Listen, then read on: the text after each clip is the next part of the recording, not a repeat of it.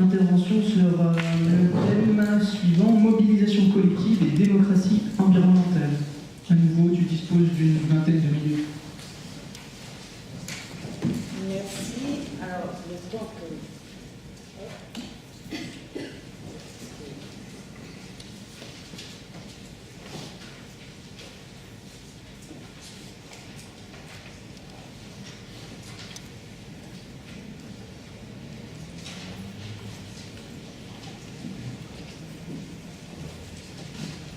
Je ne sais pas comment on met en plein écran, mais j'imagine que vous voyez là suffisamment. Donc tout d'abord, deux mots pour justifier un peu ce que je vais vous dire par la suite. Je remercie tout d'abord ma voisine d'être retournée sur le concret, parce qu'effectivement, il me semble qu'il manque d'une vision à partir d'expérience et de retour de terrain de ce que peut être un pilotage de l'action politique et qu'il soit effectivement point théorique. Alors, pour introduire mon propos, je voudrais d'abord situer mon agenda de travail. J'ai entendu un des intervenants ce matin se présenter suivant son agenda. Donc, il faut savoir que j'ai d'abord travaillé sur les relations des êtres humains à la nature et donc dans une espèce de géographie anthropologique et que donc forcément j'étais collée au terrain, mais collée extrêmement étroitement et que c'est à partir de là que j'ai abordé la problématique d'une perspective politique environnementaliste.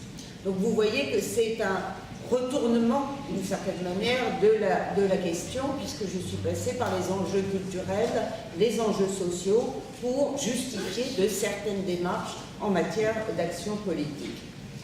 Alors, ce qui m'a frappé aussi en introduction, toujours par rapport aux propos de ce matin, c'est qu'il m'a semblé qu'on a parlé beaucoup de pilotage de l'action politique. On s'est peu engagé sur la question des revendications, on s'est peu engagé sur la question de l'action citoyenne ou de l'action associative ou des actions collaboratives, sinon pour dire qu'il faudrait les piloter de telle ou telle manière, mais sans aller voir la manière dont elles se structurent effectivement sur le terrain.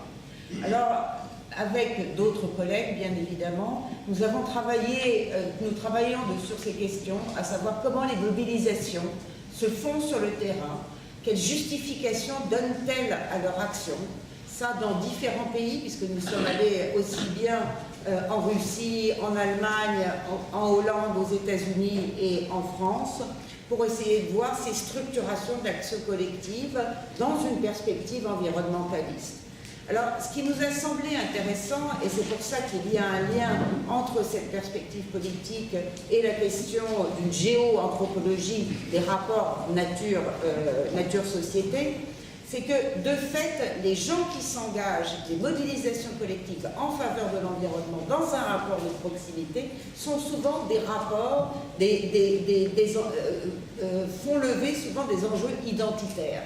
Et ça, c'est important de le voir, parce qu'il ne s'agit pas juste de militer pour l'environnement au sens d'une grande problématique sociopolitique telle qu'elle est présentée dans le débat public aujourd'hui, mais de s'engager pour une qualité de vie, pour une reconnaissance de soi-même dans un rapport à l'environnement. Donc il faut voir aussi que là, c'est une perspective qui change un peu. Et enfin, pour en finir avec cette introduction, je dirais que cette perspective d'engagement dans l'environnement, elle soulève non seulement des questions éthiques, mais aussi des questions esthétiques, au sens du plaisir à vivre, des conditions d'une bonne vie, comme on parle d'habitabilité ces derniers temps pour justifier certaines choses, et bien de l'habitabilité des lieux. Et enfin, ayant travaillé sur à partir de très nombreuses enquêtes au niveau du terrain toujours, à la fois auprès des associations mais aussi auprès des citoyens, ceux qui ne sont engagés effectivement ni dans aucun parti ou dans aucune association, il faut voir qu'il y a des questions de langage par rapport à ces questions d'environnement.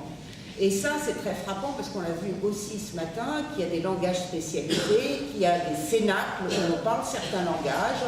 Et je sais, pour travailler sur les questions d'esthétique environnementale, de poésie aussi, d'engagement des artistes dans ces questions environnementales, qu'on ne parle pas le même langage. Et de quoi parle-t-on quand on ne parle pas le même langage? Parle-t-on même du même climat? Et donc je pense qu'il y a toute une réflexion qui est à faire sur ce décalage, voire ce gouffre qu'il existe entre une vision de la question environnementale pilotée par l'action politique, avec un imaginaire du social qui serait pilotable de cette manière-là, et puis une réflexion qui part finalement de travaux incarnés ou d'expériences de terrain et qui permet de repenser la dimension politique. Voilà pour l'introduction. Malheureusement, c'est long, donc je vais... Voilà. Donc, mais ça marche très bien. Est-ce qu'il n'y a pas moyen de mettre... Celui-là, là ouais.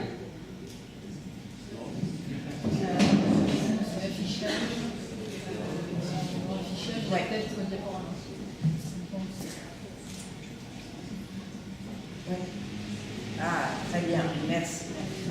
Donc voilà, j'ai pris pour introduction de mon propos cette photo que je trouve tout à fait rigolote, c'est-à-dire l'homme au billet et l'homme devant la bourse qui tous les deux se tiennent la tête, puisque c'est bien l'endroit où ça pose problème.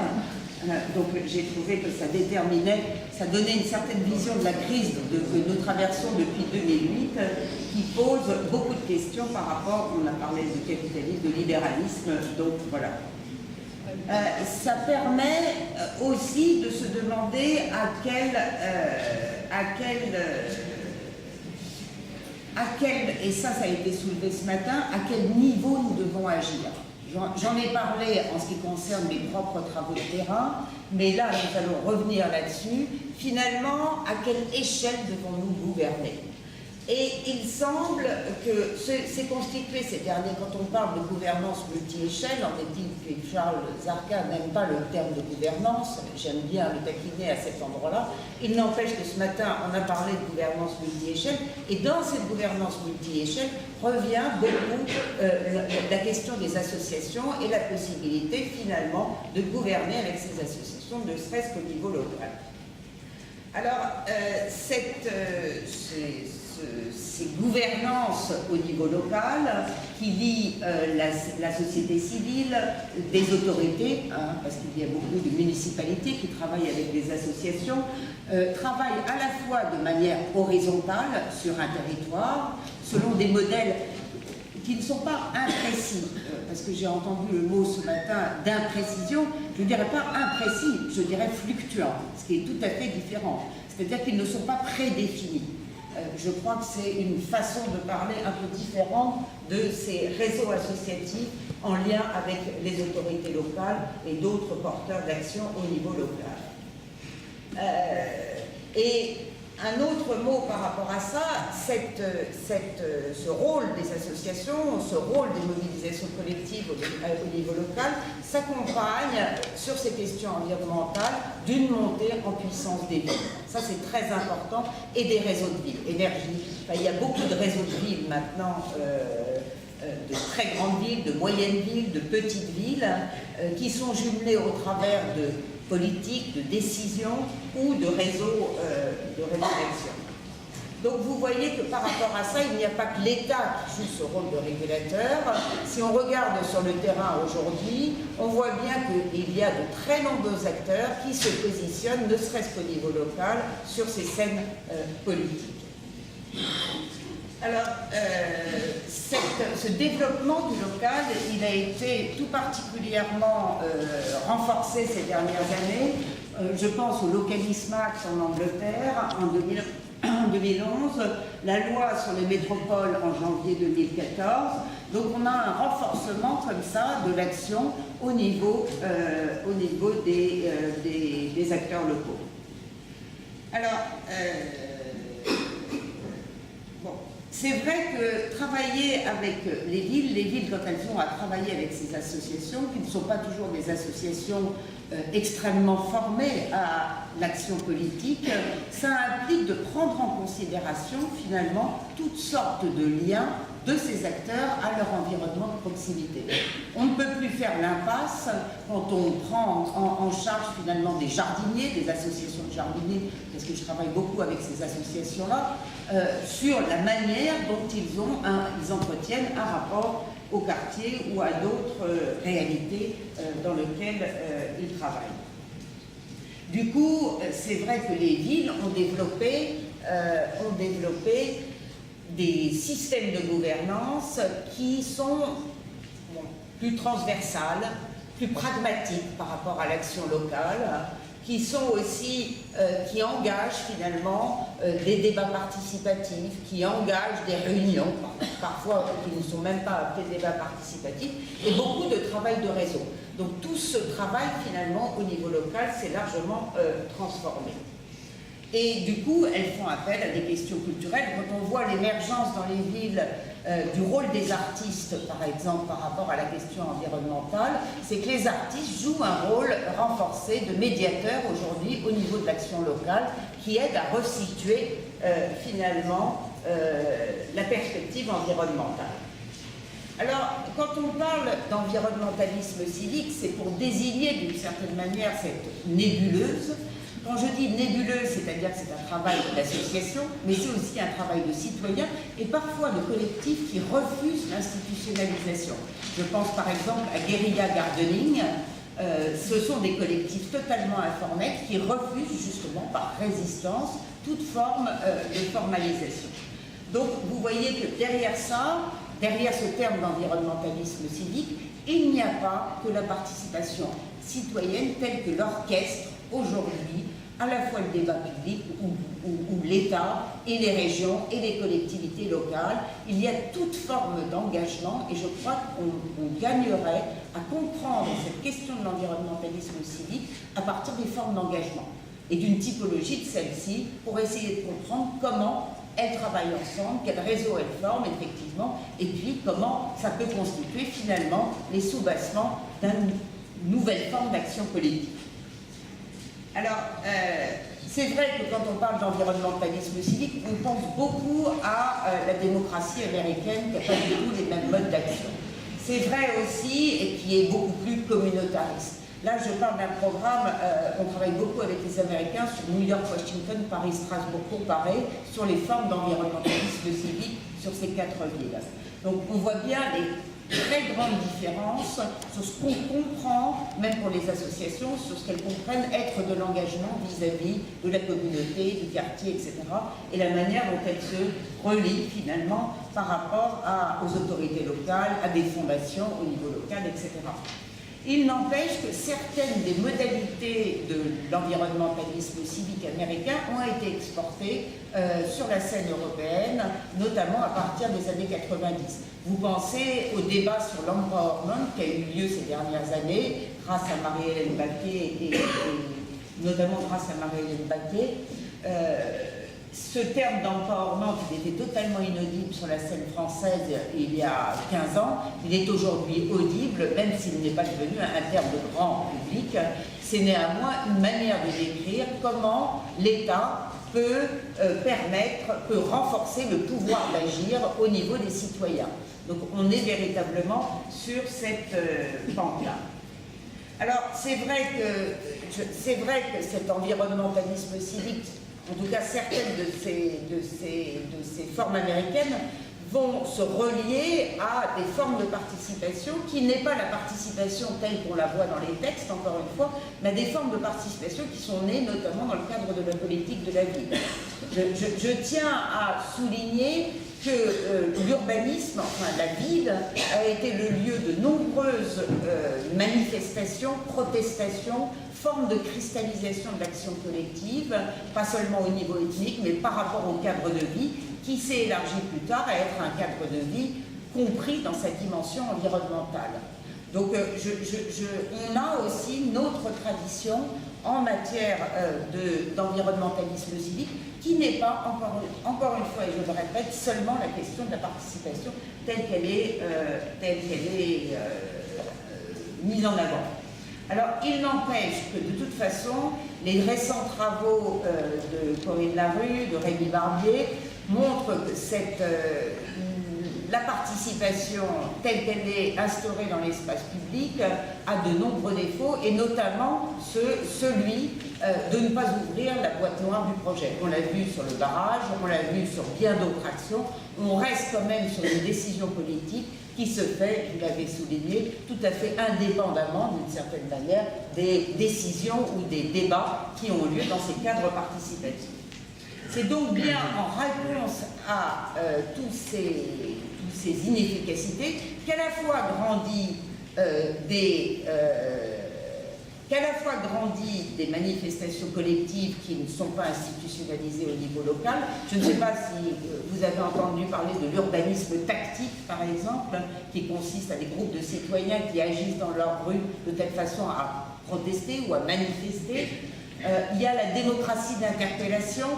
Vous avez peut-être entendu parler de ces formes d'organisation avec l'Alliance civique de Grenoble, par exemple.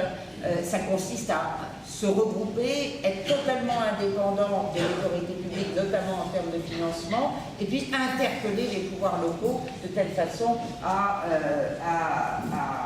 obtenir des réponses.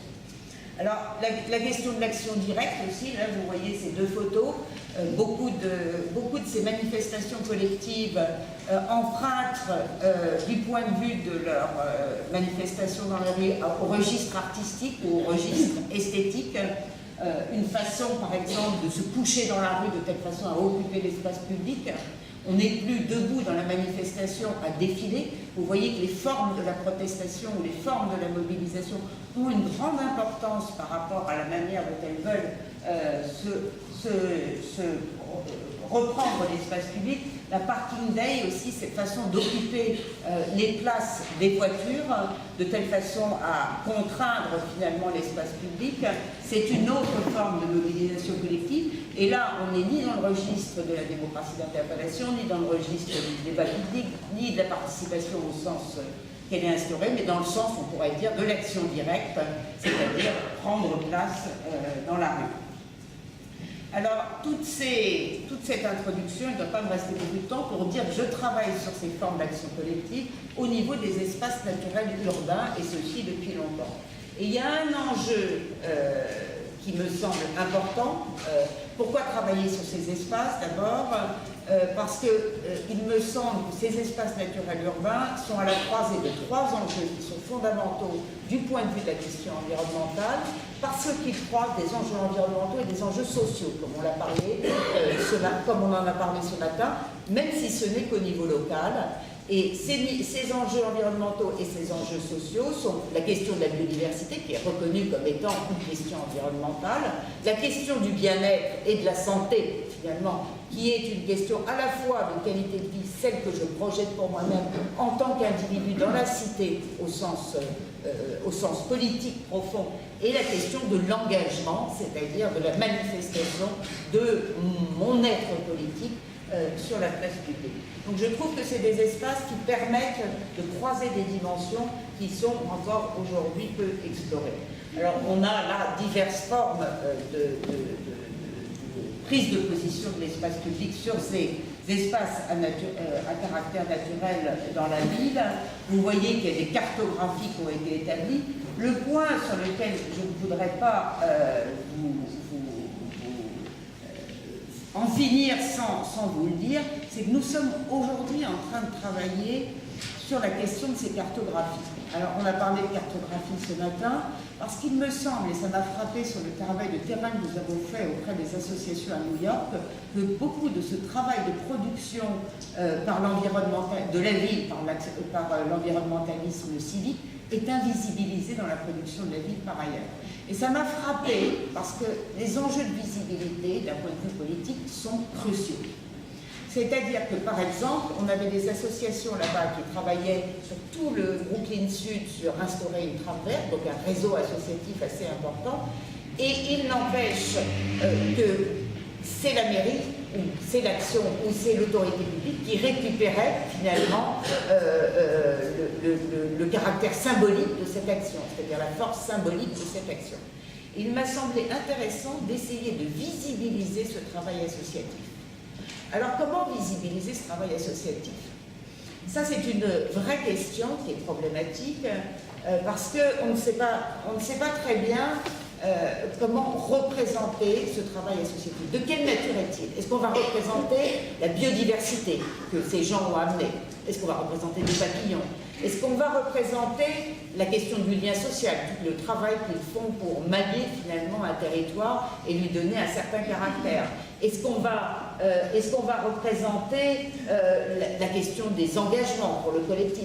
Il y a toutes sortes de questions. Parce qu'on a l'habitude de représenter finalement la valeur que crée de l'action politique en termes économiques. Mais essayons de ne pas le penser en termes économiques et essayons de penser les enjeux de représentation qui ne seraient pas en termes économiques de cette société civile. Et là, on a un vrai problème de représentation qu'on ne sait pas encore aujourd'hui travailler. Alors, on a commencé à le faire dans le cadre d'un contrat qui s'appelle Politique de la Terre, justement. On a commencé à le faire en essayant de redéfinir finalement quels étaient les enjeux du travail associatif. Pour les associations elles-mêmes, on fait des enquêtes et on leur demande qu'est-ce que vous apportez au territoire, de quelle manière vous vous inscrivez sur ce territoire, et nous on essaie de réfléchir à quels seraient les enjeux de la représentation cartographique.